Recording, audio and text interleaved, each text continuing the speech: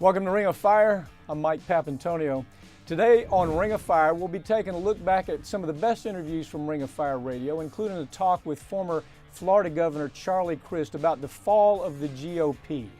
We'll also discuss the growing problem of Wall Street's influence in both the Democratic and the Republican parties, and we'll talk about the problems with the corporate media's propaganda machine. That's all coming up, but right now, just remember, you just stepped into the Ring of Fire. You can't change Washington from the inside. You can only change it from the outside. Grand jury secrecy rules. For political gain. The press can find out. That has nothing to do with politics, but go ahead. It wouldn't bother me. Oops.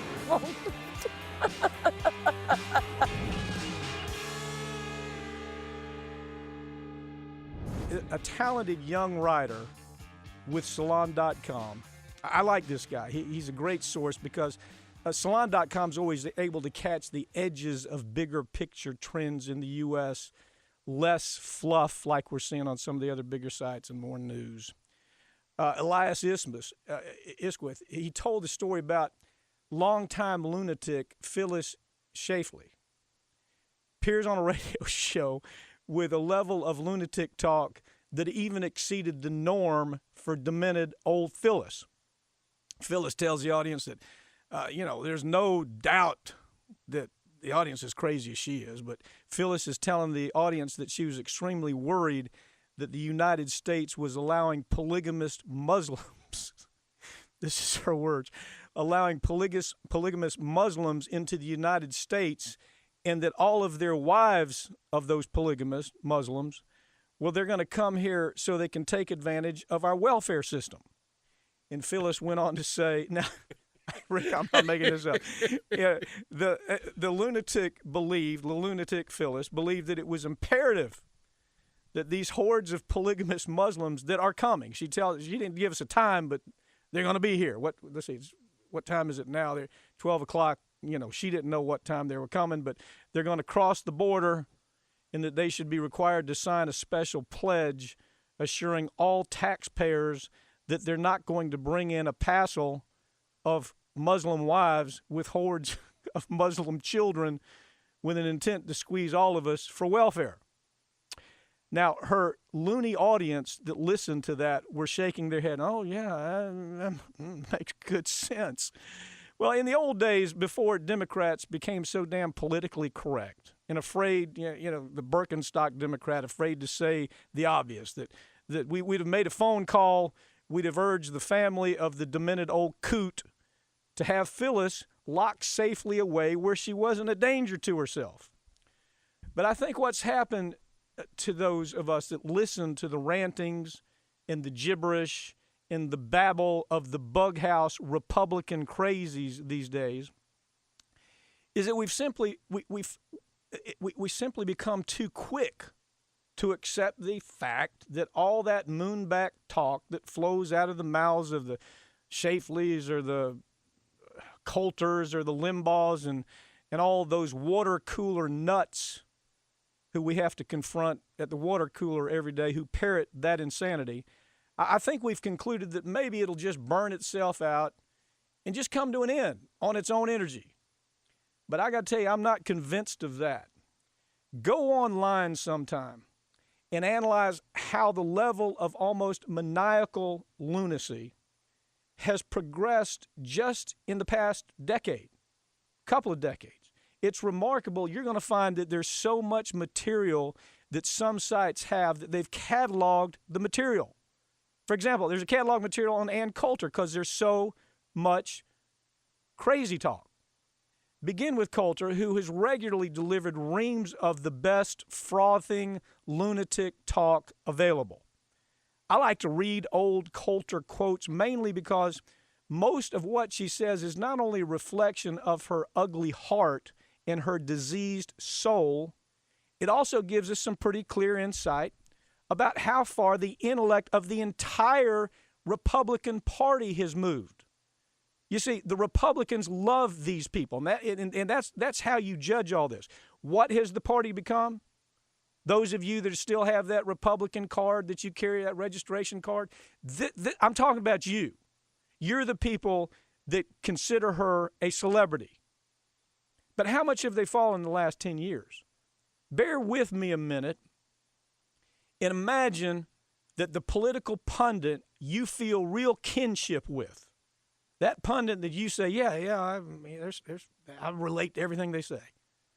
You feel kinship with that person. Imagine that they just told you that the widows who lost their husband in the 9/11 attack were just grief paparazzis who were reveling in the deaths of their husbands because now they could be millionaires. Imagine you just heard your favorite person tell you that. Or that these paparazzi widows were better off according to Ms. Coulter. Or imagine that political pundit you tuned in to listen to every day told you that it was going to be better if we were all Christians, because if we become Christians, we would perfect the Jews. That's what Coulter said. And can't you just see her banjo boy audience out there shaking their, yeah, that makes good sense. Or maybe you listen to your favorite pundit talker tell you that her only regret was that Timothy McVeigh didn't bomb the New York Times building and kill people in that building on the same day, the same way he killed people in the Oklahoma building, including children. And she regrets that.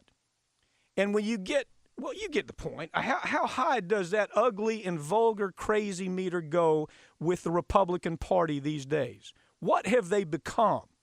How do we characterize the Republican Party that embraces these people and says, yes, they are so much a part of us that we want these people to give the key speeches anytime we have a policy decision we're making? The answer is just take a minute, change the channel from Ann Coulter, and you'll hear that GOP Republican darling Ted Nugent tell us that Hillary Clinton was actually a two-bit working girl having sex with Fidel Castro. And can't you just see those sling blade banjo boy types out in the audience listening to that? Yeah, that makes perfect sense. Or maybe you tuned in when Eric Bolling from Fox News told us that Obama was hosting hoodlums at his house when he was actually meeting with the president, the Gabonese president, about real important issues. That was after, of course, Bolling claimed that Obama had been a drug dealer and that Obama had admitted to buying and selling drugs all during his pre-presidential years. And then came back on the air and said, I guess I was wrong. Yeah. Well, it would be impossible to end this discussion without mentioning the fact that the Republican darling Michael Savage, that's another one, this guy reached the pinnacle of frothing crazy to the point that his name appeared on England's, quote, least wanted list of people to visit their country. And that was along with a list of Russian skinheads, insane anarchists, Muslim extremists, and the former Grand Wizard of the KKK.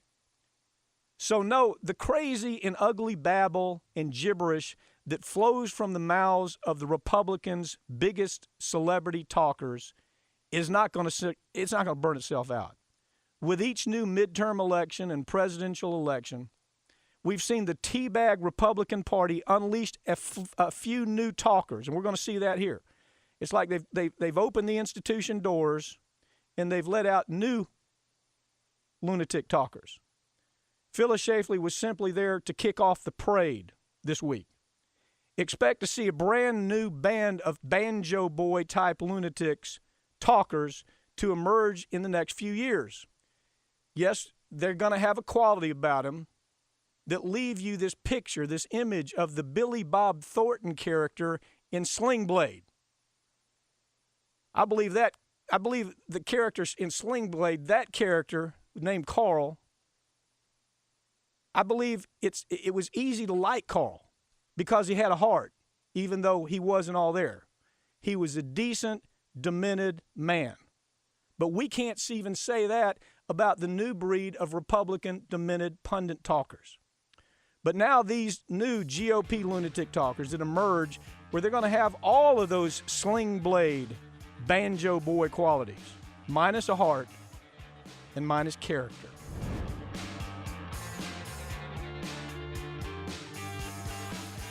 Look, just like the Tea Party caused a split within the Republican Party, Wall Street is creating, and has been for a long time, creating that split with the Democratic Party. We have people like Cory Booker who think that it's okay, or Rahm Emanuel, to be the best buddies with Wall Street hustlers and true populists like Bill de Blasio. Well, he recognizes that there has to be a new image of the Democratic Party in order for it to be what they say they are.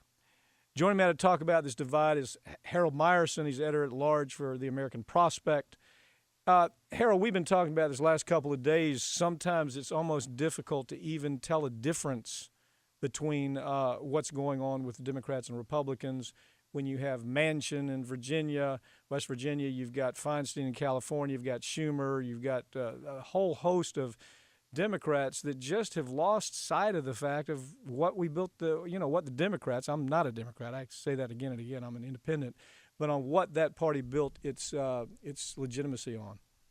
That's right. I mean, the striking thing about the Democratic Party today is that it used to be a party that was fairly united on a left-of-center economic policy. I mean, that's why it got the New Deal, that's why it got the Great Society, and it was always divided on social issues, on rights of minorities, and on foreign policy. That's why you got the old Dixiecrat senators who were within the Democratic Party, and the splits over Vietnam. Today, it's kind of reversed.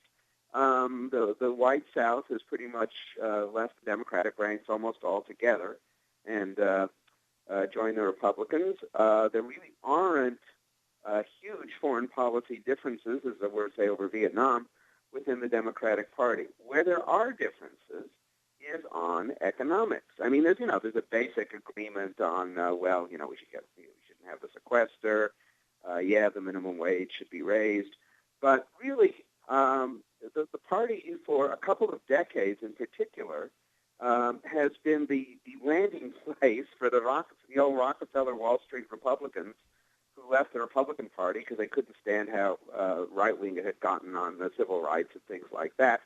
And they've kind of dominated economic policy making. Robert Rubin and his protégés not only dominated the party's economic policy during Bill Clinton's presidency, but Obama appointed Rubin's protégés, and they're still there, to run economic policy during his presidency. And so there's been, from Washington, not really nearly enough regulation of Wall Street, not nearly enough progressive populist economics.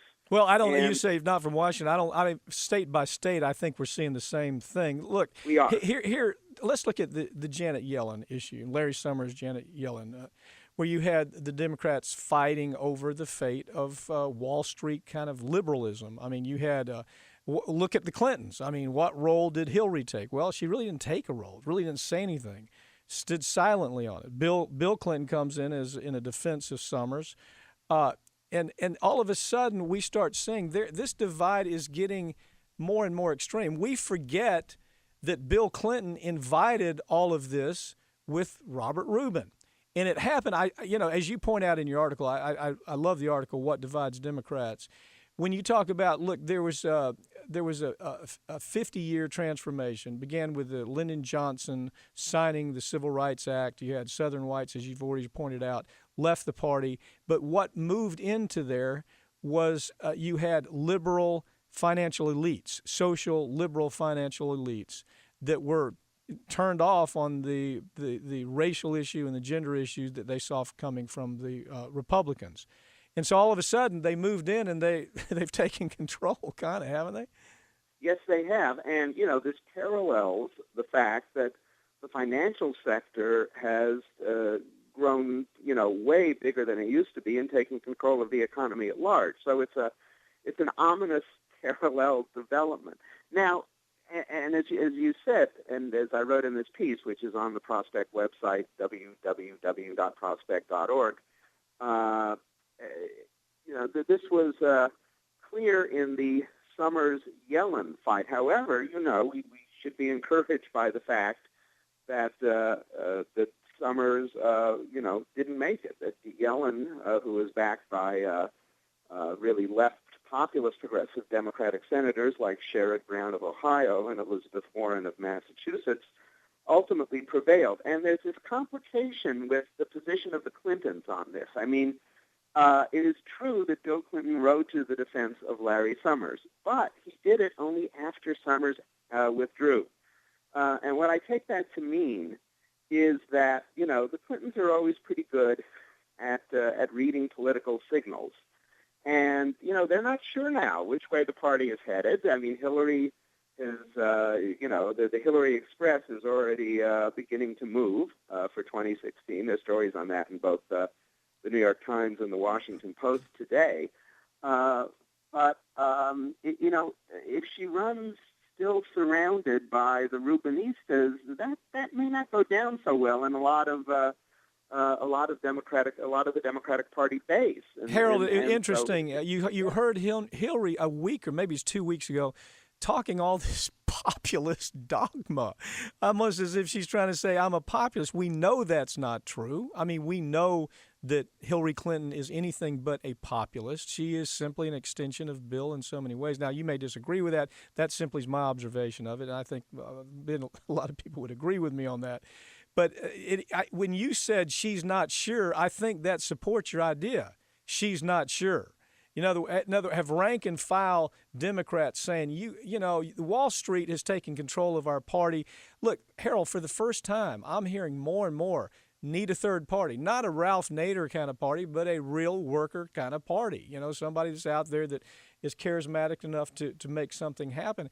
I got to tell you something. I would not be worried if I were a Democrat looking to run in this next presidential cycle. If I was a viable Democrat, I wouldn't worry about the whole Clinton name and idea because it may be a liability. Well, I don't know if it's a liability because I think there's this residual popularity, but I think there is a real base for someone like Elizabeth Warren if she chooses to run. Now, you know, it may be that Hillary will, if Hillary runs, no one serious is going to run against her. But you know, the ideological space is certainly there. And I think, you know, here's where I might take issue with you. I think the Clintons have enough political sense to see if the ideological space is there. Maybe they should occupy it a little. And look, the base of the Democratic Party has changed since Bill Clinton was elected president. There are a lot more Latinos, and Latinos are a constituency that actually supports, you know, bigger government, more government services. The millennials are crazy in need of an activist government that, you know, engenders employment. So I think on economics, I think the Democrats, whatever happens, are going to have to run to the left of where that they were running in the 1990s on the economy. I think that's, you know, they can do it, they have to do it, and there's a political advantage to doing it. And, you know, just to get back to Bill de Blasio, who you mentioned at the start, I mean, he came out of what was a left party, which doesn't run against Democrats, but which nudges them to the left. That's the Working Families Party in New York, which is a terrific example of what you're talking about. But in New York, New York has a law where, you know, a candidate's name can appear on the ballot line for more than one party, and so the liberal Democrats end up on the Working Families Party line. What I loved about de Blasio is that, you know, he said, look, this is where I am. I'm going to stand behind it. His advisor said, yeah, it's time to stand behind it. You know, you are anti-corporate, anti-greed corporate. You're condemning the wrongdoings of big business. You feel like the financial sector is using its wealth in the wrong kind of way. We need to put money in the hands of the working poor in order to boost this economy, saying all those things, and then it was just a matter of weeks after that where I'm telling you, we heard Hillary Clinton talking a little bit like that, and do you think we read too much into the de Blasio election up in New York? Well, it's possible, but I mean, you know, what's interesting is that, as you pointed out earlier, a lot of Democratic mayors have been the ones running to the right. From Rahm Emanuel to Cory Booker, even to, only at times, Antonio Villaraigosa, who recently completed his term as mayor Los Angeles in terms of really going with financial sector policies and priorities on the privatization of schools and what have you. So de Blasio really goes in the other direction. And I think a lot of this we have to watch at the city level, because at the city level is where you've gotten a real split between Democratic mayors inclined more to the financial sector and the political base of the party, minorities and unions, going the other way. So as all this progresses, what do you think the field looks like for Democrats presidential wise? Do you have any vision? Yeah, well, I mean, Hillary is the 800-pound gorilla. If she runs, it is possible there won't be anyone to her left. If she doesn't run, I think you'd see a kind of corporate Democrat like Andrew Cuomo run, and you'd see someone like Elizabeth Warren run to his left, and there could be a real Donnybrook. Now, is anyone going to come in if Hillary runs and run to her left? I don't know. I mean, and I think part of the reason, those populist comments from her that you've referred to is to keep that from happening if she does run. So we'll see. Yeah, we've heard a lot of that populism from Obama in the past, and I don't know that it's really been delivered. So it'll be an interesting development. Harold, thank you for joining me, okay?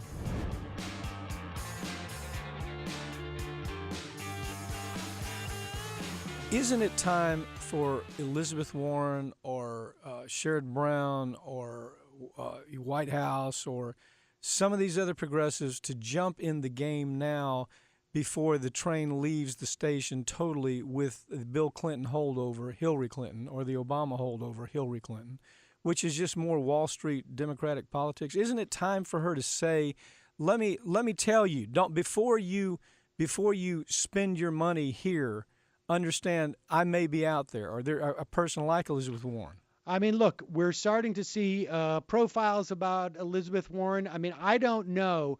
Obviously, I have no idea if this is something that she thinks will help with her agenda, which is clearly, and it's been this way for 20 years practically, a laser-like focus on helping the middle class.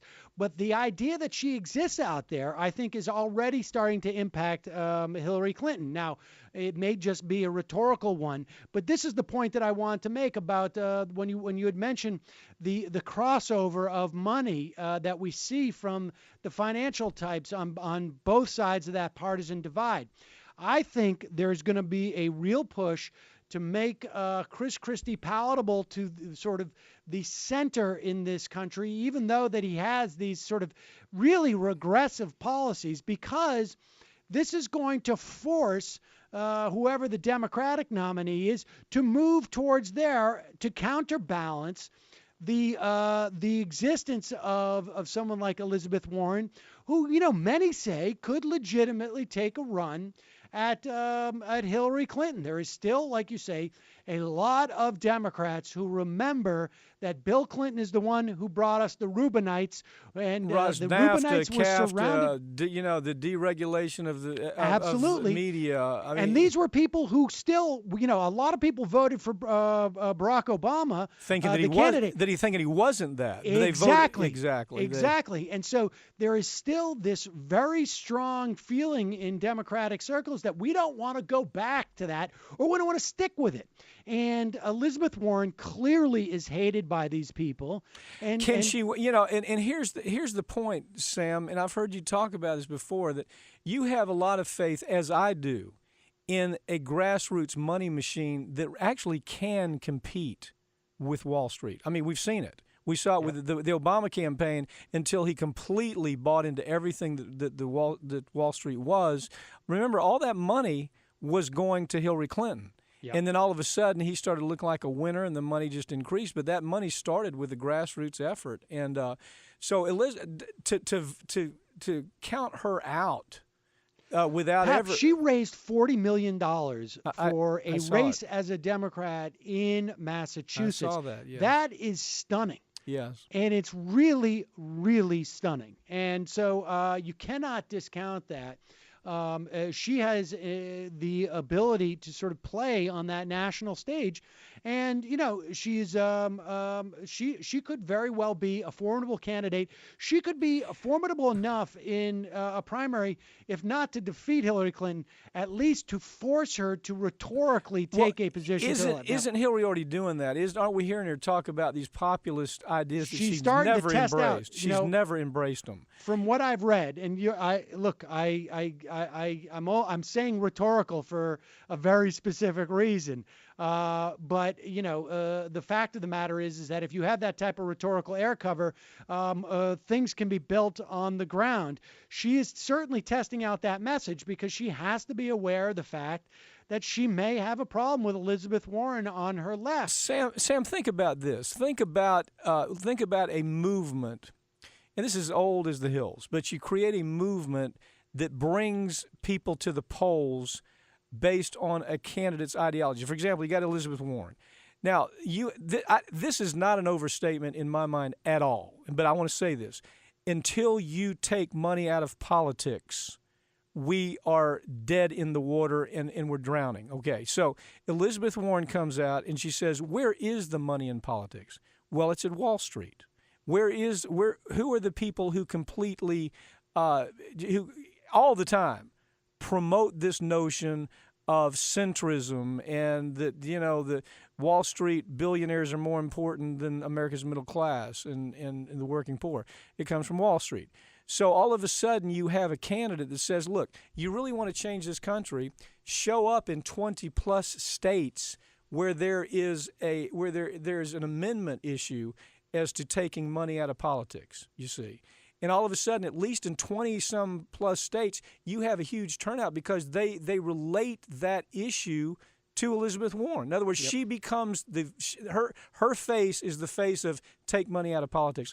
That's how she becomes a big threat to Hillary Clinton. Well, and we're seeing that at least for 2014, the Democrats are starting to embrace the idea of raising the minimum wage, and I think that they're going to use that lever in the same way that you're talking about what you're suggesting for Elizabeth Warren.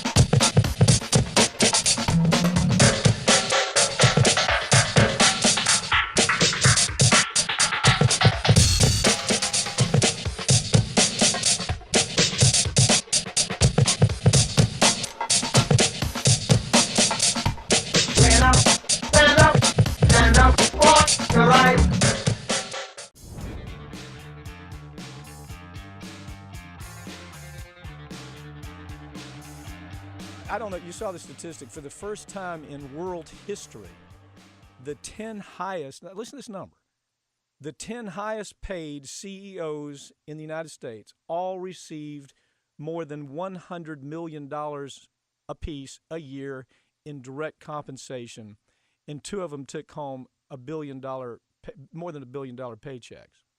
I mean, that's the standard. That's the standard nowadays. But when you look behind the story, there's a lot more to think about this story. Understand that all this took place. These huge numbers. This took place even after we went through that public drama, this soul searching, where you had corporations, CEOs holding public media events and shareholder meetings, asking those ridiculous rhetorical questions like, is the system broke? Really? And then, should management really be making $600 to $800 for every $1 an hour that a worker makes? As double-digit increases every year for top management, as that takes place every year, double-digit decreases in compensation benefits for American workers continue.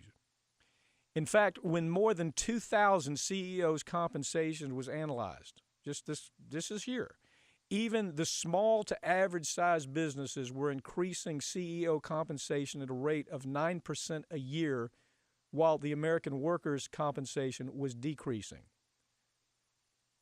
So the idea that we've accomplished anything since we started this discussion about what's wrong with the relationship between the American worker and the American management.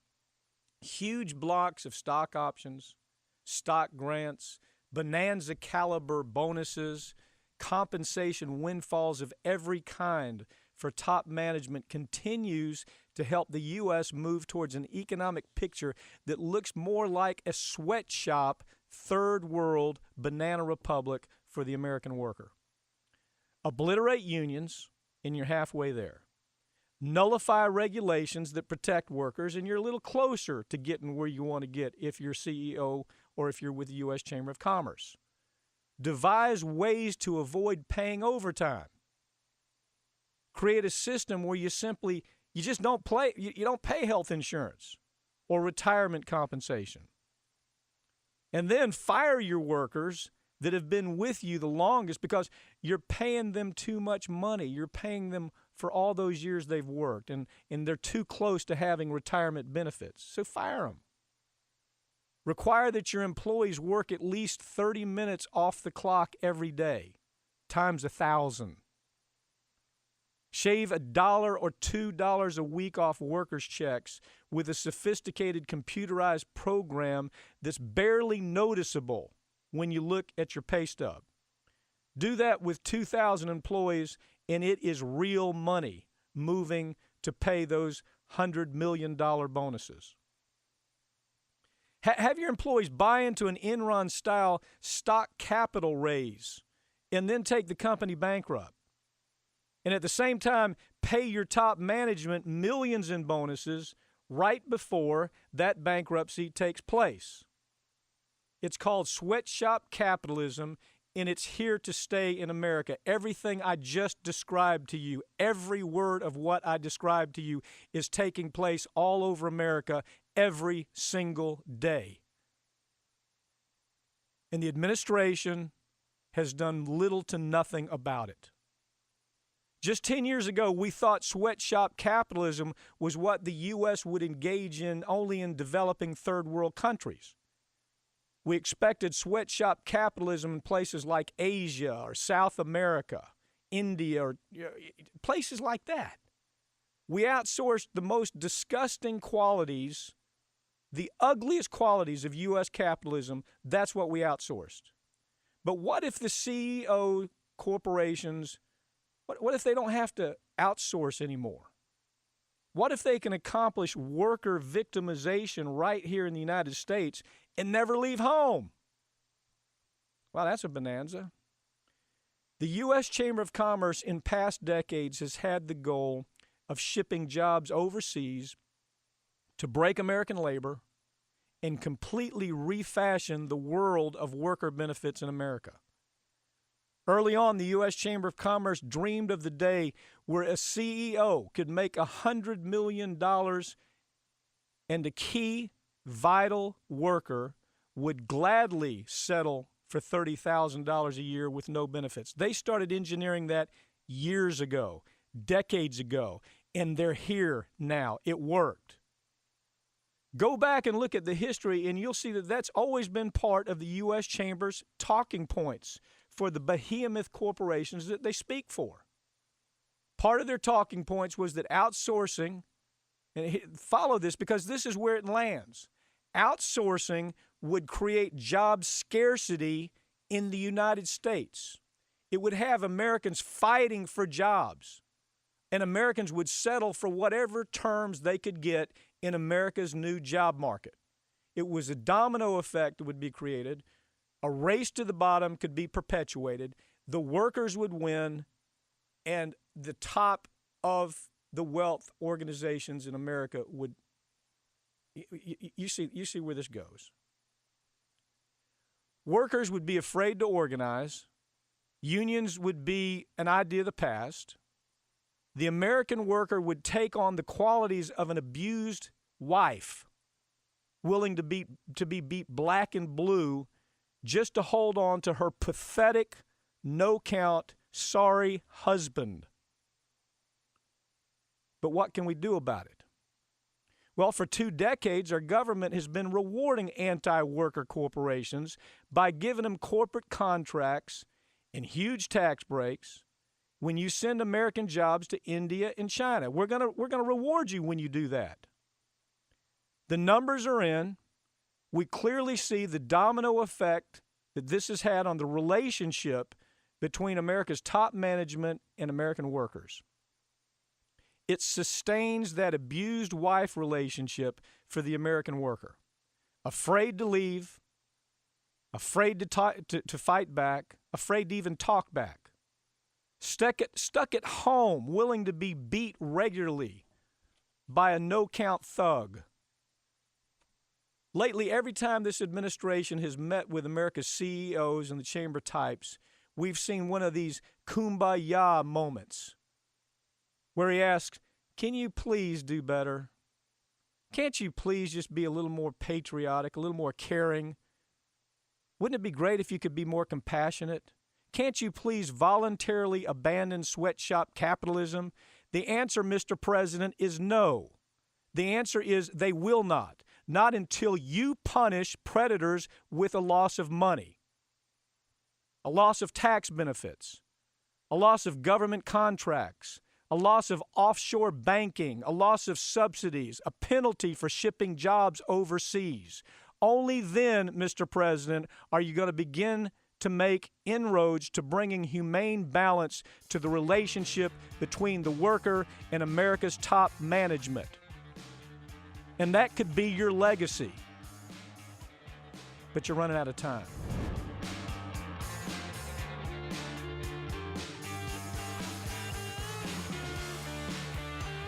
So the oil companies have raided the commons. The energy companies have raided the commons of the air, the oil companies in the water.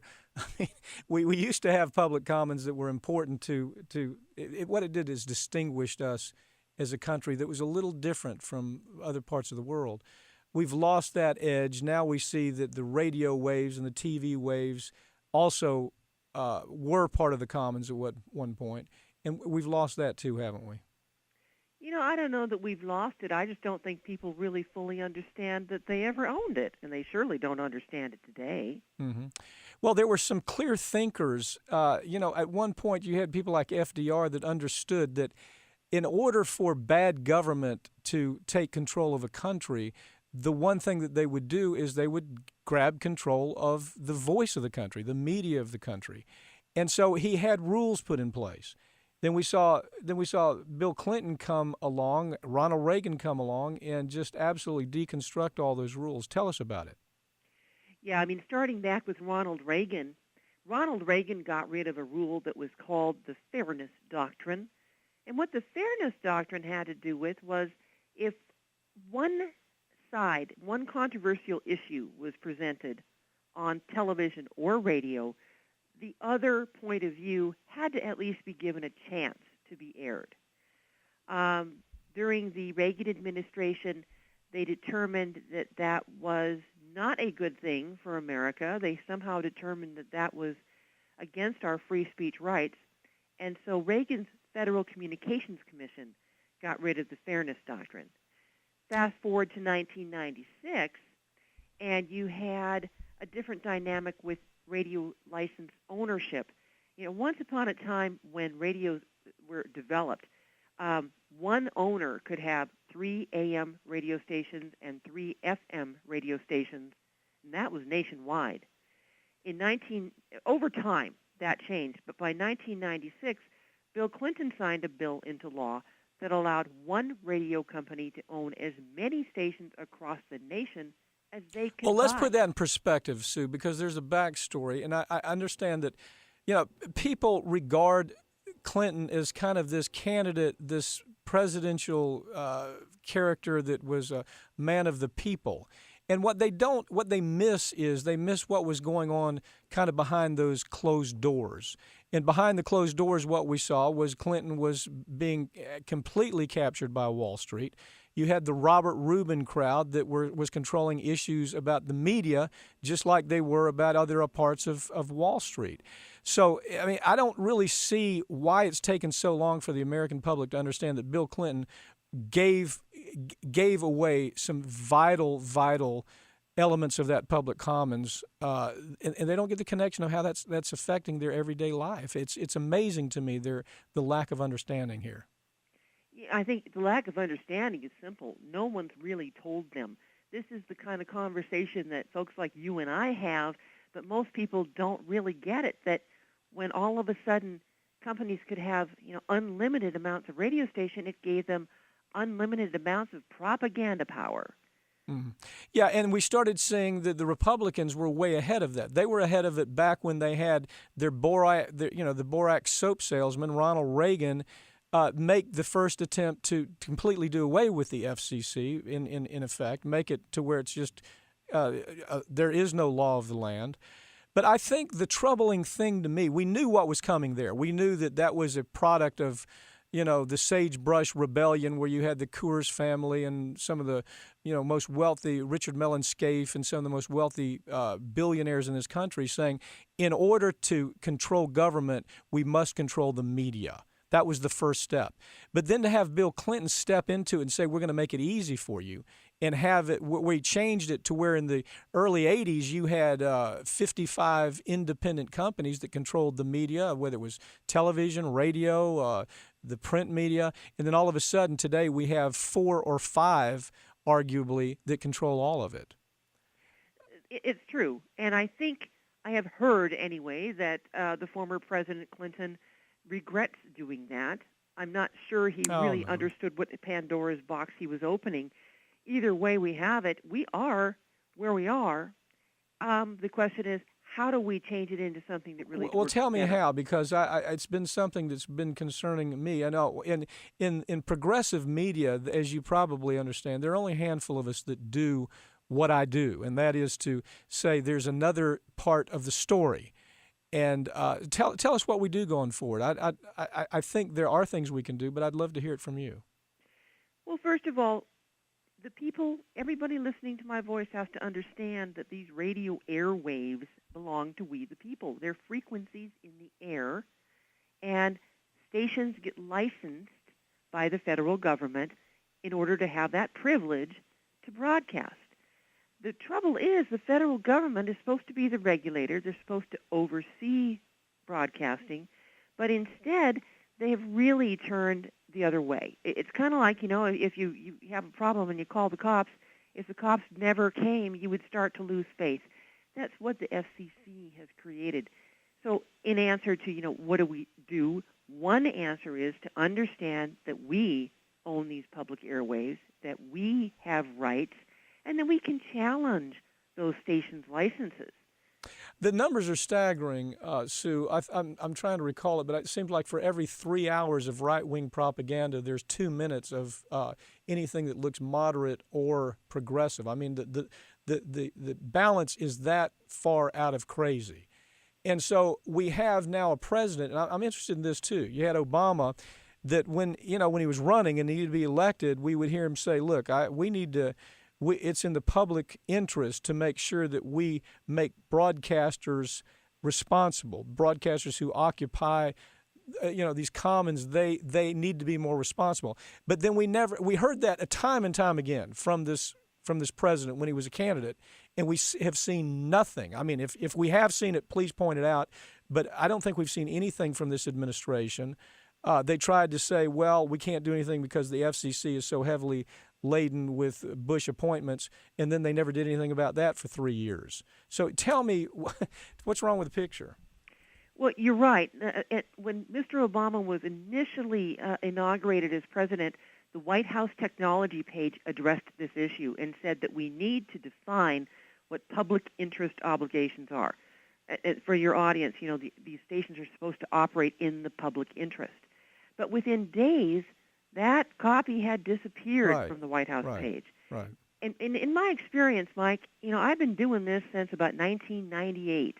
So ever since, just after the 96 Telecommunications Act went through and I saw the radio airways ravaged by all this propaganda, I started fighting.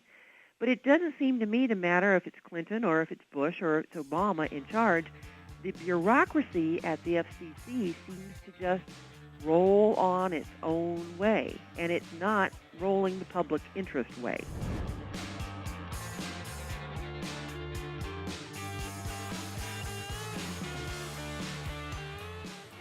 John Boehner had his hands tied by Tea Party extremists. They're willing to burn down this economy, burn down our federal government for their self-interest. The entire GOP is being held captive by just a small group of extremists. It's an important party. It's a party that makes democracy work when it works well. But they've turned the party into one of the least popular political parties in modern history.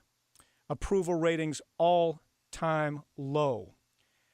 I have with me past governor of Florida who made the Republican Party great when it was great, Charlie Crist, former governor of Florida. Charlie, you know, this race, I don't know what to make of it. You got a guy running that, honestly, last time it was you could talk about the fact that he was involved with Medicare fraud, $1.2 billion in Medicare fraud that the company that he was working for was guilty of. He had to plead the Fifth Amendment 78 times, closest governor's race in the history of Florida. But he was still Pink Slip Rick was elected. What's your take? Well, it's pretty remarkable. Counselor, you have put it better than I could ever imagine to do so, Mike. And I just want to first thank you. Thank you for the opportunity to be on the show. What your listeners do not know is that I've known Mike. We've known each other for years. We went to law school together. He's one of the most eloquent lawyers I've ever seen in my life, and God bless you for all your success. But, as to this issue, I don't understand it. I really don't. I think that, when you run the first time and nobody really knows who you are and you run a bunch of television ads and that's about the extent of it, what's that old expression, Mike?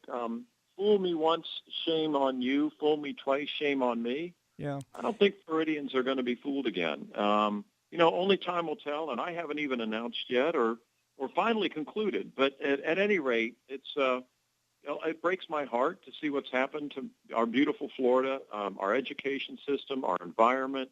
I mean, right down the line, it's just been a disappointment, and I know Florida deserves better. So we'll see what the future brings, but I'm excited. Well, here's the background. This is a guy who got less than 50% of the vote in an election where the turnout was below 50%, but he acted like he had this powerful mandate. Now, Governor, let me tell you what the mandate gave us. It gave us embarrassment to the point, insulting the King of Spain. It was almost like every week we see a new crazy Rick Scott story. I mean, almost every week. Want to drug test state workers, and when he's asked to give a sample himself, he says, no, I can't do that. Wants an Arizona-style anti-immigration law, which everybody concludes is one of the ugliest in the country. E-Verify program designed to catch businesses that hire illegal immigrants, as he puts it. He wants to reduce early voting from 14 days to 8 days, which he accomplishes. What's happened, Governor, is I don't know if you saw the story yesterday. Republican judge in Texas said, I just can't take this anymore. It was Judge Carlo Key, a lifelong Republican. He said, the party has left me. I don't know what to make of it. What's your take? Well, that's exactly what happened to me, Mike. I mean, I'm a common sense, kind of down the middle sort of guy, and always was, even when I was a Republican. And you described it well, I think, at the outset when you said that it looks like the Tea Party has sort of hijacked the Republican Party. And you couldn't be more right. There are plenty of good Republicans out there that, aren't on this fringe, but they've let the fringe take over the whole game. I mean, it makes no sense.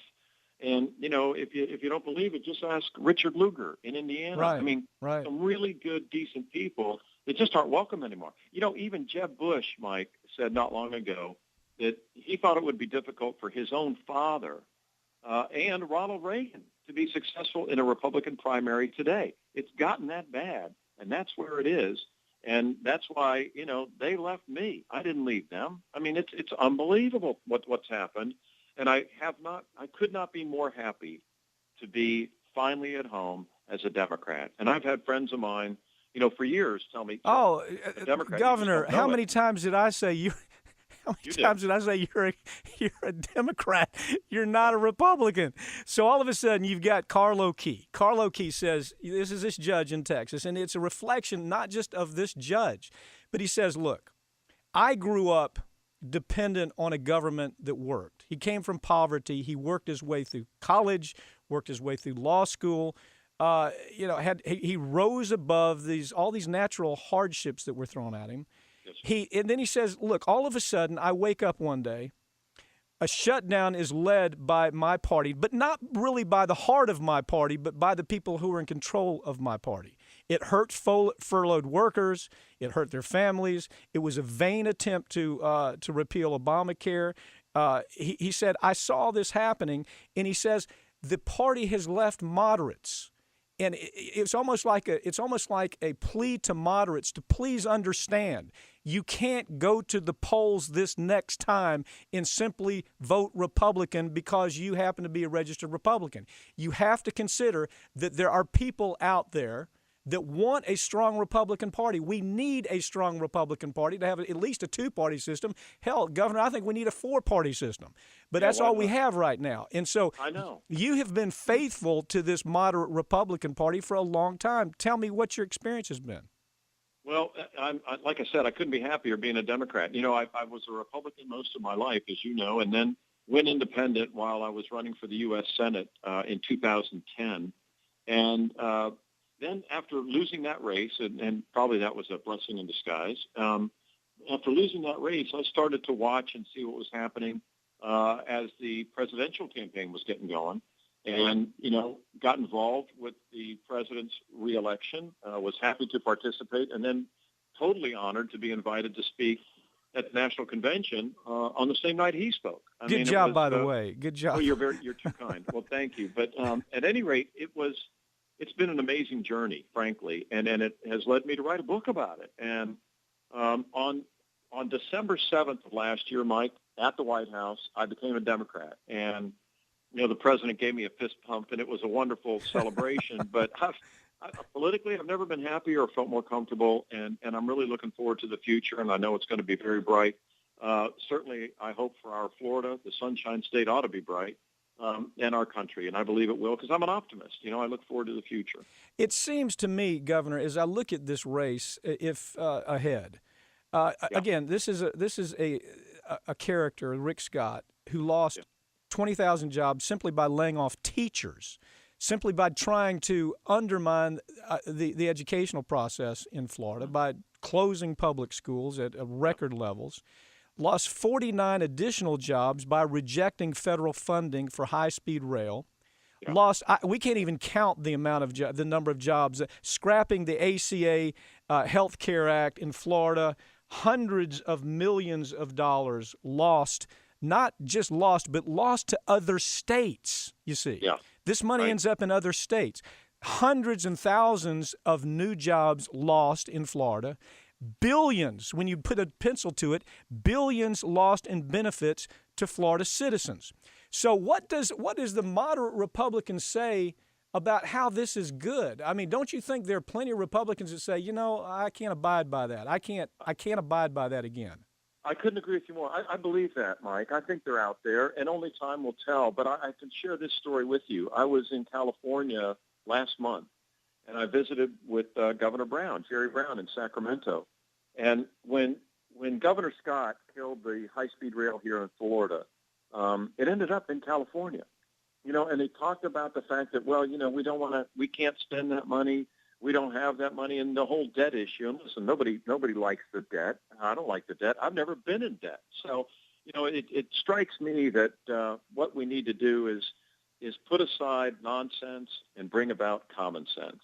And, this race may boil down to that. And, at the end of the day, you need somebody, I think, that's in office that understands that, government is there for a purpose, and the purpose is to help people defend our country, and educate our children, and do things for people who, but for it, would not have an opportunity to live a life that is enjoyable. The most vulnerable among us and those who can't among us. We have a duty to help them, I believe, but also have a government that doesn't try to tell everybody what to do every minute of every single day.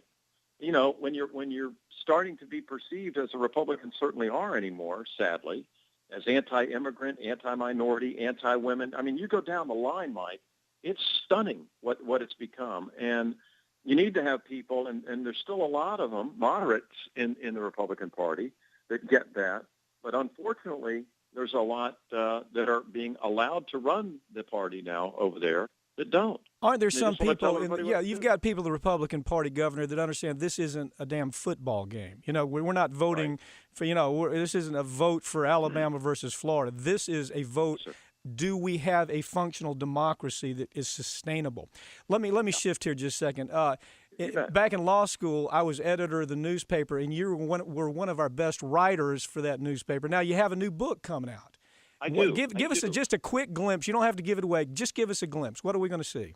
Well, the title's going to be "The Party's Over," and as you can expect, that sort of relates to the Republicans, and it'll talk about this journey of going from Republican to independent to finally a Democrat and being home, and why that happened, what happened along the way, some of the backstories to it, some conversation I had with Karl Rove that was, off the chain. And I mean, it's just some interesting stuff, I think, and I hope, and I think a hopeful conclusion for the future of our state and maybe in a little way our country. Any discussion with Karl Rove has got to be scary chapters. So you can't believe it. Governor, thank you. Can't make this stuff up, Mike. Thank you. Thank you for joining me, okay? That's it for this week's Ring of Fire, but you can keep up with us throughout the week online at ringofireradio.com or on Twitter at Ring of Fire Radio and on Facebook. I'm Mike Papantonio, and we'll see you next week right here on Ring of Fire.